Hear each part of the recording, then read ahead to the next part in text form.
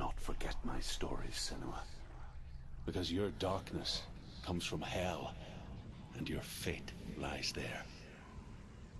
They say the burning of a corpse will take you straight to Hela's gate, but gods and the living will follow this path.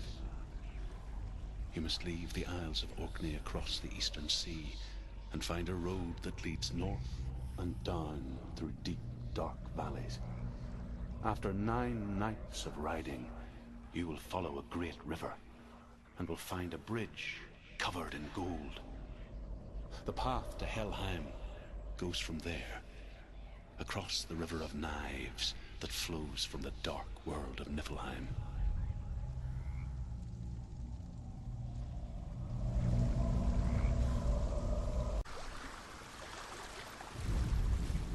The Northmen speak of 9 worlds. The world of men they call Midgard. Sky gods dwell in Asgard. The gods of earth, harvest, wind, and sea dwell in Vanaheim. The good elves dwell in Alfheim. The evil ones dwell in Svartalfheim. The mountain giants dwell in Jotunheim. The fire giants dwell in Muspelheim. Niflheim is the world of ice and darkness. Only the dead dwell in Helheim, and that is where you must travel.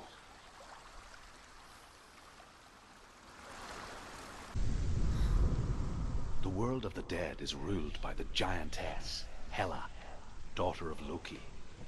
The gods feared her bloodline, bad on her mother's side and yet much worse on her father's. So, as a child, the All-Father cast her down into Helheim and gave her power over those who die of sickness, age, hardship, and self-slaughter.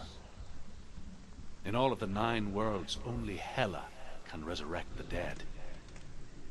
To Hela, your Dillion was sacrificed, and with her you must bargain.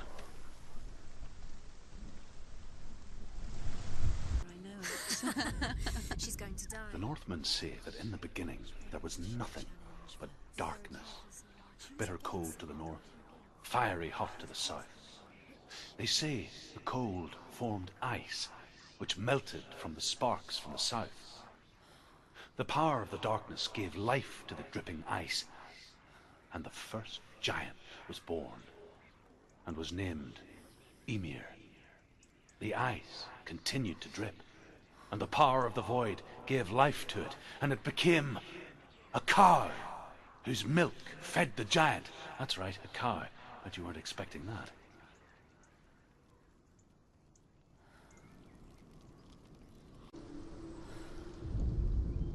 Ymir was a frost giant, a being of darkness, and all his sons and grandsons were dark after him. Of his daughters and granddaughters, some were monstrous, but others fair. But there was another who came from the ice. Buri. In shape, he was like a man, big and powerful. His son, Bor, took a fair giant to be his wife, and they had 3 sons. Odin was the eldest, and the Northmen hold him to be the foremost of the gods, the All-Father.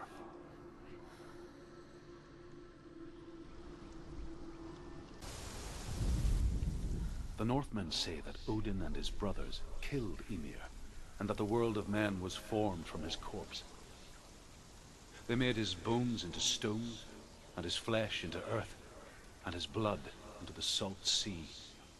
They set his skull to be the bowl of the sky, with his brains for clouds. Odin and his brothers caught the sparks flying from Muspel and made them into stars. And to protect the new world from the giants, they used Ymir's great curving eyebrows as walls.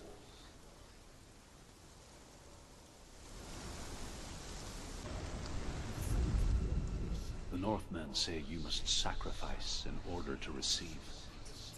They tell how the runes were revealed to Odin only in sacrifice. He hung himself from the world tree, and he stabbed himself with a spear, and he dedicated the sacrifice to himself. For 9 nights he hung on the tree without food or drink, and at last he saw the runes below him. He gave a cry, and gathered them in his mind and learnt them. Then he fell from the tree.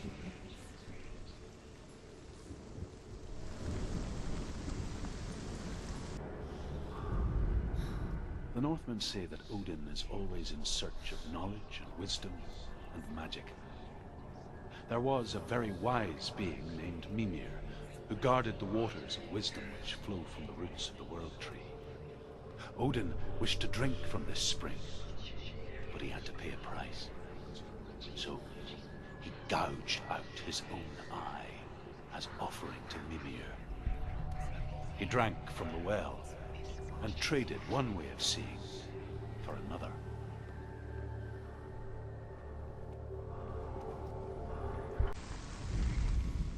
The Northmen say that Odin has two ravens. Their names are Thought and Memory, and each day he sends them out to fly all across the world. Upon their return, they perch on his shoulders and tell him everything they have seen and heard. In this way, he learns of things far and wide, and for this reason, he is called the Raven God.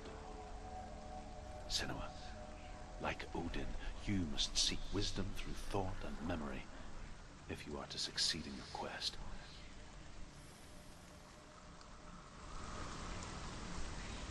It is waiting for you. It was never going to. The Northmen tell this story. Before the earth was created, there was a world called Muspel. Because it was in the south, it was bright and hot, flaming, burning. Sparks that flew out from Muspel became the stars. Other sparks melted ice in the frozen world of Niflheim, creating the body of the first giant, Ymir. Muspel is one of the 9 worlds, and is now the land of the fire giants, and people from elsewhere cannot endure a journey there.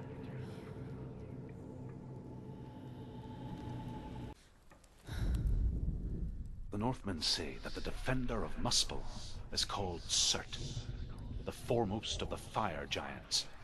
His name means the Black One, because he is like something burnt. The Northmen believe that he sits at the border of Muspel with his flaming sword, and at the end of the world he will leave his post.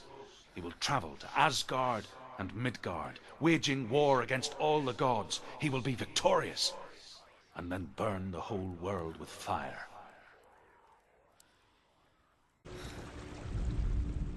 The Northmen believe that the world will be destroyed someday.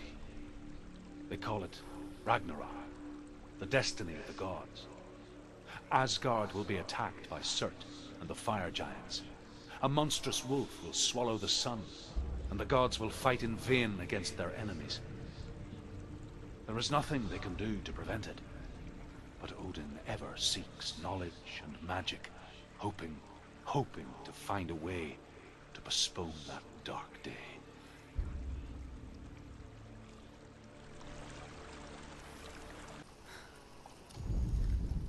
The Northmen say that at Ragnarok, the sons of Muspel will travel to battle in the ship called Naglfar, the corpse ship. And when the sons of Muspel leave the ship and ride to battle, it will be as though the sky had split open, and Surt will lead them. Wherever he goes, flame will erupt before him, and fires will burn behind him.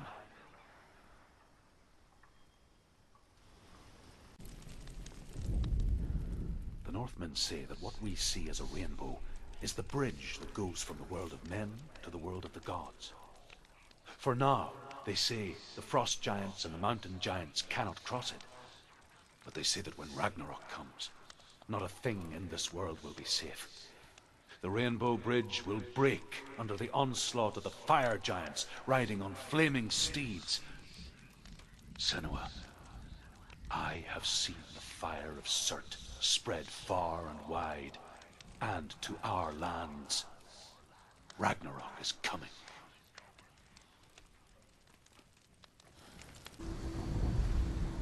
However you come to the gold-covered bridge that leads to Hell, you may find it guarded by a giantess. She will ask your name. She will ask your lineage. She will ask your business. The Northmen tell of the warrior woman Brynhild, who leapt into fire and rode to Hell to join her slain love Sigurd, and is challenged by the giantess.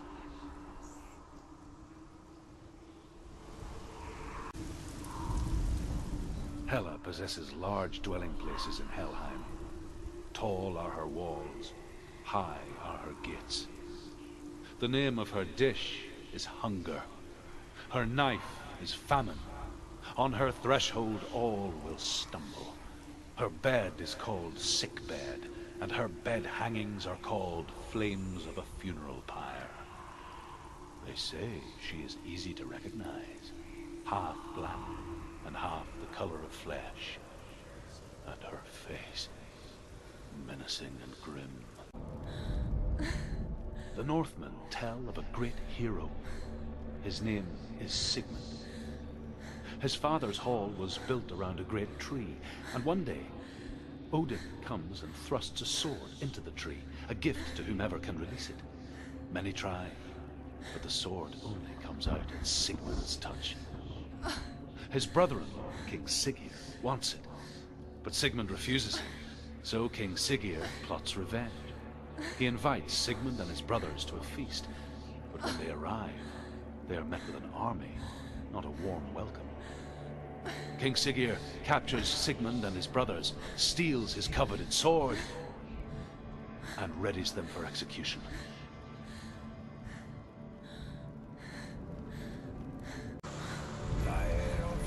Death for Sigmund and his brothers seems certain.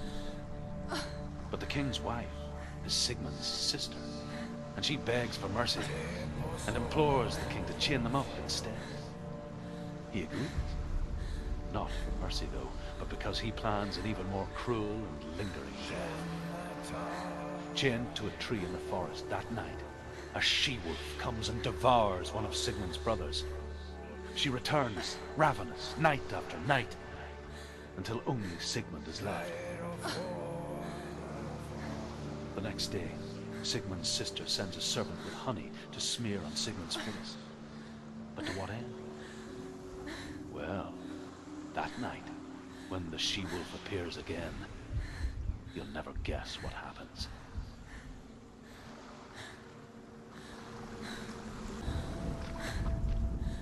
As the she-wolf licks the sweet honey from Sigmund's face, he bites the wolf's tongue. The she-wolf pulls away, but Sigmund holds on. The chains break, and he is free. After his escape, Sigmund lives like us, hidden in the forest. His enemy, King Siggeir, believing him dead, as his sister plots revenge. And for vengeance to succeed, even the great Sigmund needs help. So she sends her sons to him. But their blood is weak and corrupted, and they're put to death by Sigmund. So his sister hatches a new plan, one that is cold of heart and pure of blood.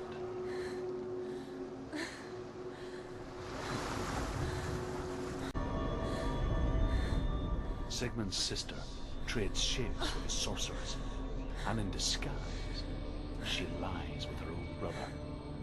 She gives birth to a son named Sinfjotli.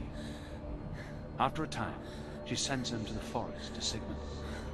He tests the boy and finds him strong and fearless, and so they go to take their vengeance on King Siggeir. Luck is not on their side. They're captured, and Siggeir has them buried alive.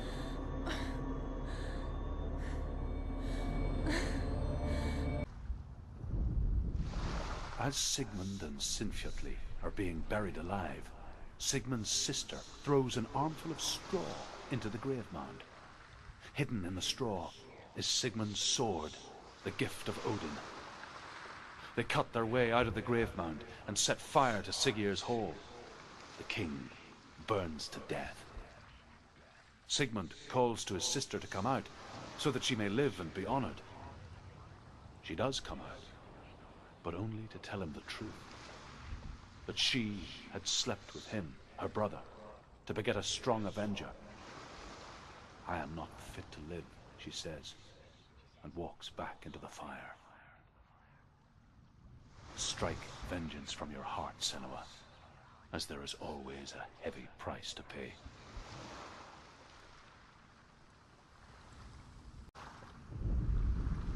And here is the end of Sigmund's story. He was a fierce and great warrior who fought many battles. But one day, an old man came onto the battlefield. Although shadowed by a hood, Sigmund saw that he only had one eye.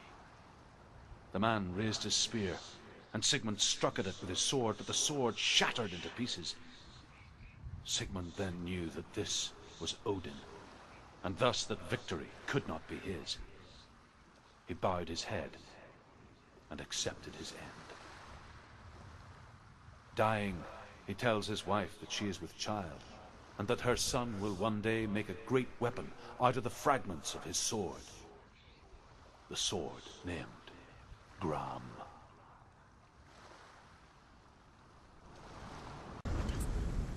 Senua, you remind me of a story that the Northmen tell about a young woman warrior. Her name is Hervor, the daughter of a berserker born after he was killed. She's a wild, willful child who teaches herself to fight with weapons. When she learns where her father is buried, her only desire is to reclaim the treasure buried with him, but above all, the sword, Tyrving.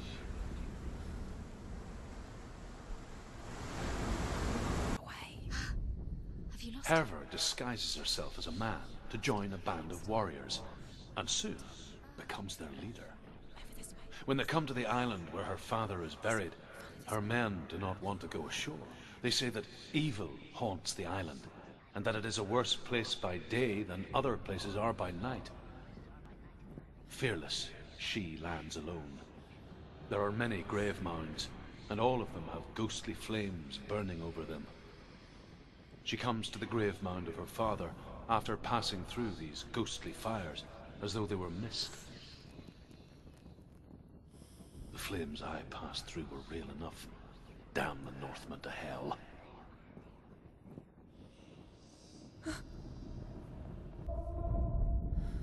Within the burial mound, Hervor calls on her father to wake from death and bring her his sword. She says that it is not seemly for the dead in their grave mounds to bear valuable weapons. Her father answers with words of warning. You go to your doom.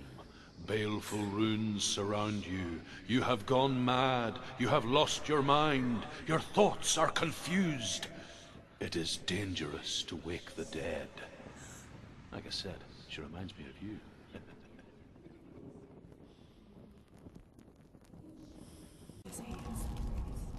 Hervor ignores her father's warnings. The grave mound opens, and it seems to be full of fire. Again, Hervor demands her inheritance, but her father warns her that the sword is cursed and would be the bane of her family. But he relents and brings her the sword. She leaves the island with it, but the curse holds true, and death would follow in the years to come. And so, Senua, the misdeeds of a father have cursed his daughter.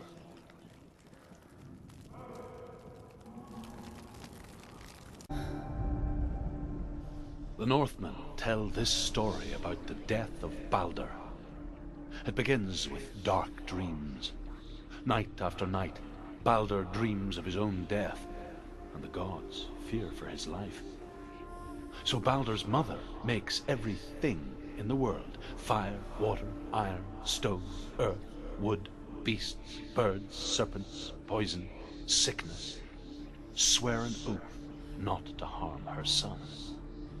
One by one, they each make their vow. Neither weapons nor wood will injure him, Baldur's mother boasts. Only Loki, father of Hela, the mistress of death, is not amused.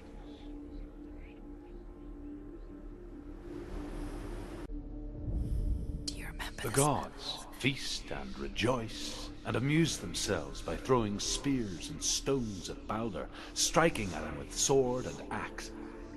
But he comes to no harm, whatever they do. The gods never cease to wonder at this great marvel. But Loki shapes himself into a woman and asks Baldur's mother, "Is it really true that all things promise to keep him safe?"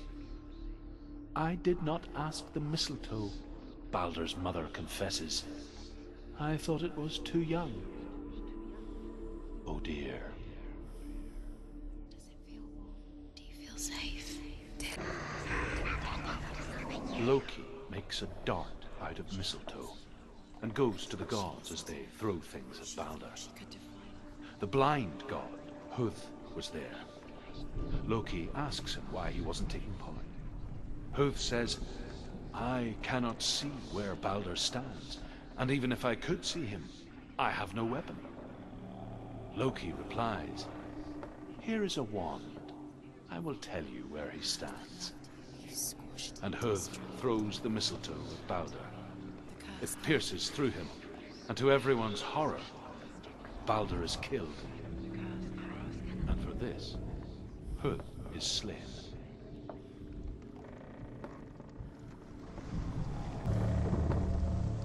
The Northmen tell how the gods mourned Baldur. His body was to be burnt on his ship, but they could not manage to push it into the sea, and sent for a giantess to do it. She comes riding a wolf and has vipers for her reins. She pushes Baldur's ship into the sea with such force that the ground shakes and the rollers burst into flames. When Baldur's wife sees his body carried onto the ship, her heart bursts with grief, and she dies. She's put next to her husband, and the pyre is lit, sending the dead to hell. But even so, the gods cannot accept his death.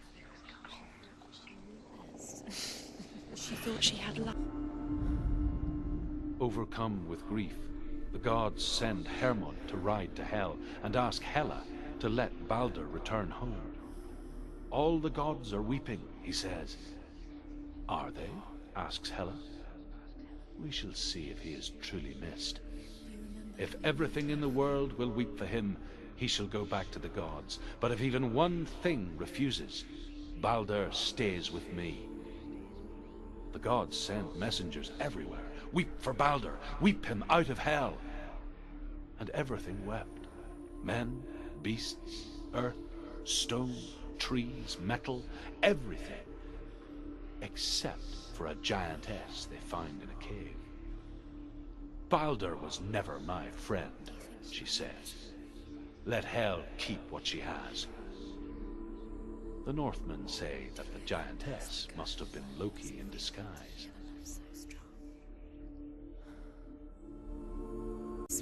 You keep seeing runes, you see. The Northmen tell how the gods punished Loki for Baldur's death. They captured him and took him to a cave. They fetched his 2 sons and turned one into a wolf, and he ripped his brother apart. The gods used Loki's own son's entrails to tie him down, and turned these bonds to iron, and dangled a poisonous serpent over his face, so that its venom would drip onto him. Each time the venom drips onto Loki's face, he writhes in agony. The Northmen say that is the cause of earthquakes. A reminder, perhaps, that if even gods must accept death, then so must we.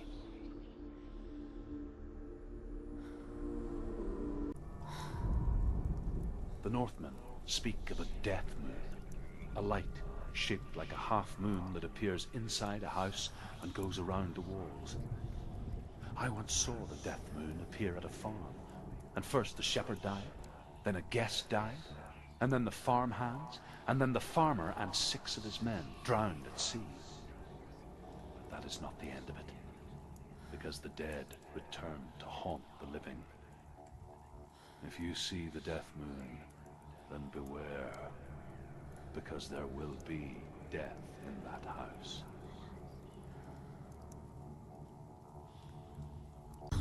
They are the key. There was a Northman called Grettir, big, red-haired, immensely strong, but he was afraid of the dark. It happened one night that an undead creature came to his house to drag him outside into darkness and kill him. He resisted with every ounce of his strength. He clung to the doorframe, but it gave way, and they spilled out of the house, and the monster fell back, and the moon shone down on its ghastly face. Grettir, terrified, cuts off its head, but is cursed forever. From that moment on, wherever he was, he would see those hideous eyes staring back at him. Sometimes we allow our own fear to haunt us to our grave.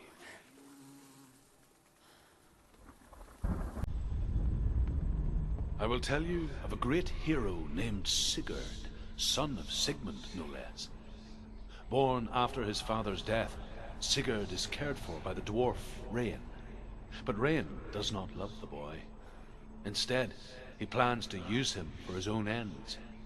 You see, Regin's father possessed a great treasure given to him by the gods. But Regin's brother, Fafnir, killed his father and took the gold all for himself. Fafnir hid the treasure out on a heath and could not leave it. And from the evil in his heart, he turned into a dark creature, a dragon.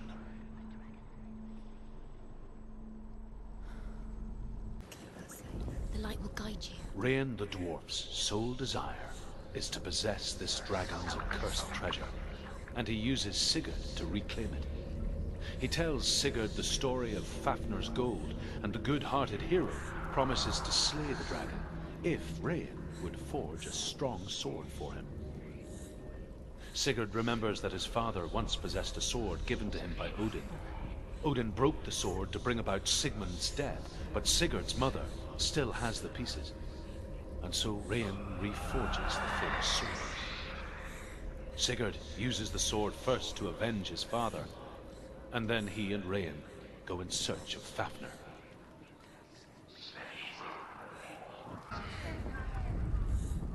Sigurd's newfound power lets him hear the birds speak, and they say, Sigurd should eat the heart himself.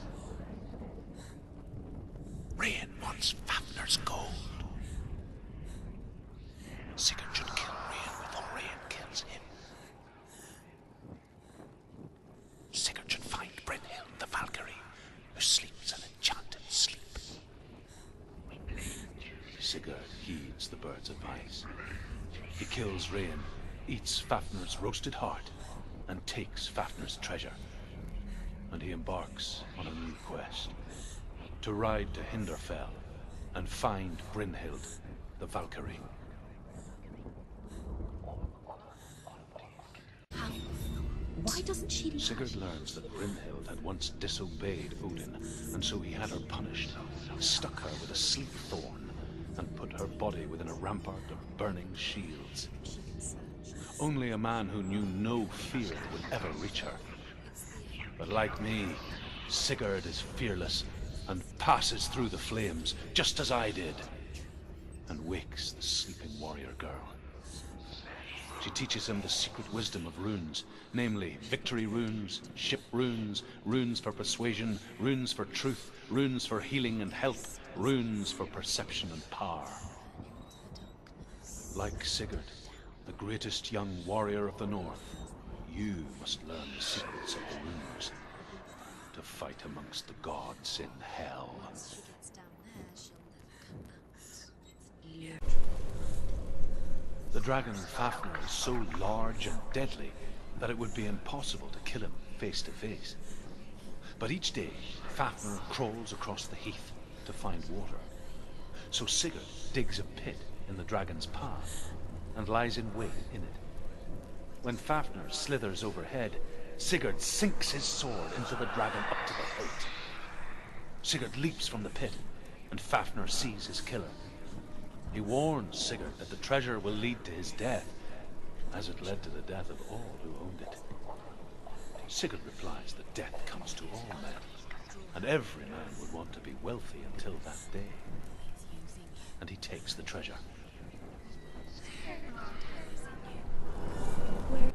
The more she goes. Although Sigurd kills the dragon, Regin wants to keep Fafnir's gold all for himself. Regin also wants the strength and wisdom of the dragon, so he drinks its blood and asks Sigurd to roast Fafnir's heart for him. Sigurd does so, but when he touches the roasted heart to see if it is done, he burns his finger. Without thinking, he licks his finger and tastes the dragon's blood. In that moment, he understands the language of birds and hears them talk nearby.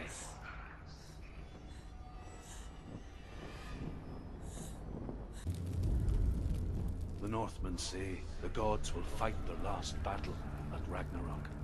Their watchmen will blow the horn that can be heard through the whole world. And Odin will speak with the severed head of Mimir, which gives him good counsel. The land of the giants will thunder with the sound of their army on the move. The gods will assemble. The dwarves will leave their stones. The frost giants will come from the east.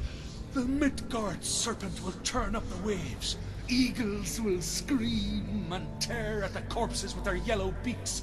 The ship of the dead will set sail.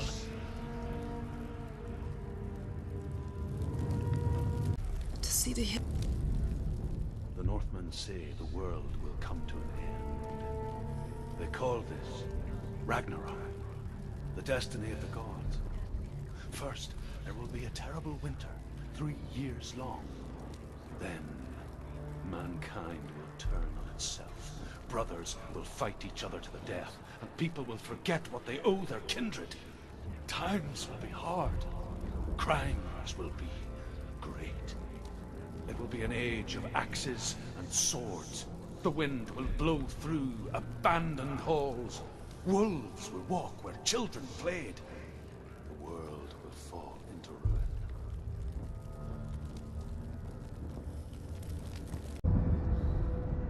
The Northmen say that at Ragnarok, the gods will face a ship full of their foes, which Loki has steered to Asgard. It carries the fire giants, the wolf that will eat the sun, and all kinds of dark creatures. Surt will join them with his sword of fire. The cliffs will crash, trolls will walk the land, men will tread the road to hell, and the heavens will split open.